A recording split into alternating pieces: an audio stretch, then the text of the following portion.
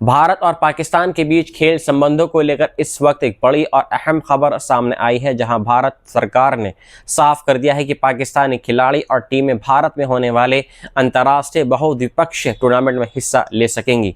लेकिन दोनों देशों के बीच सीधे बायलैटरल यानी द्विपक्षीय खेल मुकाबले अभी भी पूरी तरीके से बंद रहेंगे। भारत अब खुद को एक भरोसेमंद वैश्विक स्पोर्ट्स होस्टिंग डेस्टिनेशन के रूप में स्थापित करना चाहता है। इसलिए अंतर्राष्ट्रीय टूर्नामेंट्स में भाग लेने वाले खिलाड़ियों और अधिकारियों के लिए वीज़ा प्रक्रिया को आसान किया जाएगा। इतना ही नहीं, अंतर्राष्ट्रीय खेल संगठनों के पदाधिकारियों को मल्टी एंट्री वीज़ा भी दिया जाएगा। जबकि भारत में होने वाले बड़े खेल आयोजनों को लेकर किसी तरह की कोई बाधा न आए, इसलिए भारत आने वाले वर्षों में कई बड़े वैश्विक खेल आयोजनों की मेज़बानी की तैयारी कर रहा है। 2030 कॉमनवेल्थ गेम्स की मेज़बानी भारत को मिल चुकी है और इसके अलावा भारत ने 2036 समर ओलंपिक्स और 2038 एशियन गेम्स की मेज़बानी के लिए भी बोली लगाई है, जिनका आयोजन अहमदाबाद में कराने की योजना है। ऐसे में भारत दुनिया को यह संदेश देना चाहता है कि वे अंतर्राष्ट्रीय खेल आयोजनों के लिए पूरी तरीके से तैयार है और सुरक्षित देश है। लेकिन दूसरी तरफ भारत ने पाकिस्तान के साथ सीधे खेल संबंधों पर अपना कड़ा रुख अपनाकर भी अपनाया हुआ है। मंत्रालय ने साफ कहा है कि भारतीय टीमें पाकिस्तान में आयोजित किसी भी बायलैटरल कंपटीशन में हिस्सा नहीं लेंगी और ना ही पाकिस्तानी टीमों को भारत में द्विपक्षीय मुकाबले खेलने की अनुमति दी जाएगी। ये फैसला ऐसे समय में आया है जब पिछले साल भारत और पाकिस्तान के बीच सैन्य तनाव लगभग पूर्ण युद्ध की स्थिति तक पहुंच गया था, जिसके बाद दोनों देशों के रिश्ते और ज़्यादा खराब हो गए थे। खेलों पर भी इसका सीधा असर पड़ा है, खासकर क्रिकेट में, जहां दोनों देशों के बीच पिछले कई वर्षों से द्विपक्षीय सीरीज बंद पड़ी हुई है। भारत और पाकिस्तान ने आखिरी बार 2012-2013 में पूरी बायलैटरल क्रिकेट सीरीज खेली थी और इसके बाद से दोनों टीमें केवल आईसीसी या एशियाई टूर्नामेंट्स में ही आमने सामने आई हैं, वो भी अक्सर न्यूट्रल वेन्यूज़ पर। इस साल हुए ICC men's T20 world cup में भारत सह मेज़बान था, लेकिन पाकिस्तान ने अपने सभी मैच श्रीलंका में खेले, जिनमें भारत के खिलाफ मुकाबला भी शामिल था।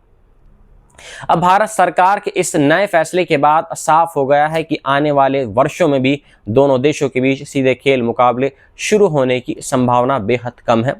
हालांकि अंतर्राष्ट्रीय टूर्नामेंट्स में दोनों देशों के खिलाड़ी एक दूसरे के खिलाफ खेलते रहेंगे, लेकिन राजनीतिक तनाव और सुरक्षा चिंताओं की वजह से बायलैटरल स्पोर्ट्स डिप्लोमेसी फिलहाल पूरी तरीके से ज़मीन पर नहीं दिखाई दे रही है। मिडल ईस्ट से इस वक्त हालात बेहद खतरनाक और विस्फोटक बने हुए हैं, जहां एक तरफ अमेरिका और ईरान के बीच हुआ नाजुक सीज़फायर फिलहाल कायम दिखाई दे रहा है, वहीं दूसरी तरफ इजराइल ने दक्षिणी लेबनान में बड़े पैमाने पर हवाई हमले शुरू कर दिए हैं, उससे भी ज़्यादा ख़तरनाक तरीके से। रिपोर्ट्स के मुताबिक इजरायली लड़ाकू विमानों ने शनिवार को दक्षिणी लेबनान के 10 से ज़्यादा कस्बों को निशाना बनाया है, जिनमें कम से कम 24 लोगों की मौत हो गई है, जबकि कई अन्य घायल लोग इसमें बताए जा रहे हैं। यह हमला ऐसे समय में हुआ है जब पिछले महीने लागू हुए सीज़फायर के बाद हालात अभी तक शांत नहीं हो पाए हैं और उम्मीद की जा रही है कि शायद हालात शांत हो जाएं। लेकिन अब एक बार फिर पूरा इलाका युद्ध के मुहाने पर खड़ा दिखाई दे रहा है। दूसरी तरफ स्ट्रेट ऑफ हार्मोज में लगातार हो रही नौसैनिक झड़पों ने पूरी दुनिया की चिंता को और ज़्यादा बढ़ा दिया है, क्योंकि यही रास्ता दुनिया की सबसे बड़ी तेल सप्लाई लाइनों में से एक माना जाता है और इसी इस्लामिक रेवोल्यूशनरी गार्ड कॉर्प्स यानी IRGC ने शनिवार को धमकी दी है कि अगर ईरानी तेल टैंकरों पर हमला बंद नहीं हुआ तो अमेरिका के मिडल ईस्ट स्थित सैन्य ठिकानों और दुश्मन के जहाज़ों को निशाना बनाया जाएगा। ईरानी मीडिया के मुताबिक IRGC ने साफ कहा है कि किसी भी तरह की आक्रामक कार्रवाई का जवाब सीधे सैन्य हमलों से दिया जाएगा। वहीं ईरान की सेना के प्रवक्ता ने चेतावनी दे दी है कि जो भी देश अमेरिका के प्रतिबंधों को लागू करेगा उसे स्ट्रेट ऑफ हार्मूज से गुजरने में गंभीर मुकाबलों का सामना करना पड़ेगा। इस बयान के बाद अंतर्राष्ट्रीय शिपिंग कंपनियों और तेल बाजारों में डर का माहौल और ज़्यादा बढ़ गया है। इसी बीच फुटबॉल एसोसिएशन ऑफ ईरान ने भी बड़ा बयान देते हुए कहा है कि ईरान की फुटबॉल टीम 2026 वर्ल्ड कप में हिस्सा जरूर लेगी, लेकिन अमेरिका, कनाडा और मैक्सिको को ईरान की शर्तें माननी होंगी। दूसरी तरफ युद्ध को ख़त्म करने के लिए डिप्लोमेटिक कोशिशें भी तेज़ हो गई हैं। असीम मुनीर ने शनिवार रविवार को कहा कि पाकिस्तान अमेरिका और ईरान के बीच मध्यस्थता की कोशिश जारी रखेगा और शांति स्थापित करने के लिए हर संभव प्रयास करेगा। वहीं मार्को रूबियो ने कतर के प्रधानमंत्री मोहम्मद तमीम बिन अहमद अल थानी, अब्दुल्रहमान बिन जसीम अल थानी से मुलाकात कर मिडल ईस्ट की सुरक्षा स्थिति पर चर्चा की है। बताया जा रहा है कि कतर और पाकिस्तान दोनों इस संकट को बड़ा क्षेत्र युद्ध बनने से रोकने की कोशिश कर रहे हैं। पाकिस्तान से इस वक्त एक बेहद खौफनाक और दिल दहला देने वाली खबर सामने आई है, जहां देश के उत्तर पश्चिमी इलाके में पुलिस चौकी पर हुए बड़े आत्मघाती कार बम हमले और उसके बाद हुई भीषण गोलीबारी में कम से कम 12 पुलिसकर्मियों की मौत हो गई है, जबकि कई अन्य गंभीर रूप से इसमें घायल बताए जा रहे हैं। यह हमला बनू इलाके में हुआ है, जो खैबर पख्तूनख्वा प्रांत में अफगानिस्तान सीमा के पास स्थित है। रिपोर्ट्स के मुताबिक शनिवार देर रात आतंकवादियों ने पहले विस्फोटकों से भरी एक कार को सुरक्षा चौकी से टकरा दिया और इसके बाद जोरदार धमाका हुआ और पूरी पुलिस पोस्ट मलबे में तब्दील हो गई। हमले के तुरंत बाद भारी हथियारों से लैस आतंकवादियों ने चौकी के अंदर घुसकर आधाधुंध फायरिंग शुरू कर दी, जिससे इलाके में अफरा तफरी मच गई। पुलिस अधिकारी जाहिद खान ने बताया कि धमाका इतना खतरनाक था, इतना शक्तिशाली था कि आसपास की इमारतें तक हिल गईं और पुलिस पोस्ट पूरी तरीके से ढह गई। घटना स्थल की तस्वीरों में जली हुई गाड़ियां, टूटे हुए ईंट पत्थर और धुएं से भरा पूरा इलाका दिखाई दे रहा है। वहीं राइटर्स की रिपोर्ट के मुताबिक जब अतिरिक्त पुलिस बल और सुरक्षाकर्मी मदद के लिए पहुंचे तो आतंकवादियों ने उन पर घात लगाकर हमला कर दिया, जिससे और ज़्यादा पुलिसकर्मी हाथाहाथ हो गए। एक अन्य अधिकारी ने बताया है कि हमलावरों ने पहले विस्फोट किया और फिर चौकी के अंदर घुसकर वहां पर गोलीबारी शुरू कर दी और इसके बाद बैकअप टीम को निशाना बनाया। पुलिस सोर्सेस के मुताबिक इस हमले में ड्रोन का भी इस्तेमाल किया गया है, जिसने सुरक्षा एजेंसियों की चिंता को और ज़्यादा बढ़ा दिया है। हमले की जिम्मेदारी इत्तेहादुल मुस्लिम मुजाहिदीन पाकिस्तान नाम के एक आतंकवादी संगठन ने ली है, जबकि शुरुआती जांच में शक की सुई तहरीक तालिबान पर उठ रही है, यानी पाकिस्तान तालिबान और उससे जुड़े गुटों की तरफ भी इशारा किया जा रहा है। बताया जा रहा है कि ऑपरेशन अभी भी जारी है और मरने वालों की संख्या और ज़्यादा बढ़ने की आशंका है। दुनिया के सबसे बड़े खेल टूर्नामेंट 2026 फीफा वर्ल्ड कप को लेकर इस वक्त एक बड़ा विवाद खड़ा हो गया है, क्योंकि ईरान की फुटबॉल फेडरेशन ने साफ कर दिया है कि ईरान की राष्ट्रीय टीम वर्ल्ड कप में ज़रूर हिस्सा लेगी, लेकिन इसके लिए अमेरिका, कनाडा और मैक्सिको को ईरान की शर्तें माननी होंगी। मिडल ईस्ट में जारी तनाव और हालिया युद्ध के बाद अब खेल और राजनीतिक आमने सामने आ गई हैं और इसी वजह से ईरान की मौजूदगी को लेकर अंतर्राष्ट्रीय लेवल पर बहस तेज हो गई है। ईरानी फुटबॉल फेडरेशन ने शनिवार को अपने आधिकारिक बयान में कहा कि हम 2026 वर्ल्ड कप में ज़रूर हिस्सा लेंगे, लेकिन मेज़बान देशों को हमारी चिंताओं को गंभीरता से लेना होगा। फेडरेशन ने यह भी कहा कि ईरान अपनी संस्कृति, विश्वास और राष्ट्रीय पहचान से पीछे हटने वाला नहीं है। टूर्नामेंट में वो ज़रूर भाग लेगा। दरअसल फरवरी में अमेरिका और इजराइल द्वारा ईरान के खिलाफ शुरू हुए युद्ध के बाद से हालात बेहद तनावपूर्ण बने हुए हैं और इसी के बाद से ये सवाल उठ रहा था कि क्या ईरानी टीम को अमेरिका में होने वाले मैच खेलने दिए जाएंगे या नहीं।